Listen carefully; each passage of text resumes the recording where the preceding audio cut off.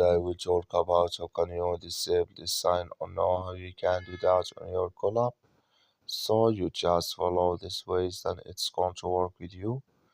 All you have to do, so you just go here, go above your photo profile, click on it.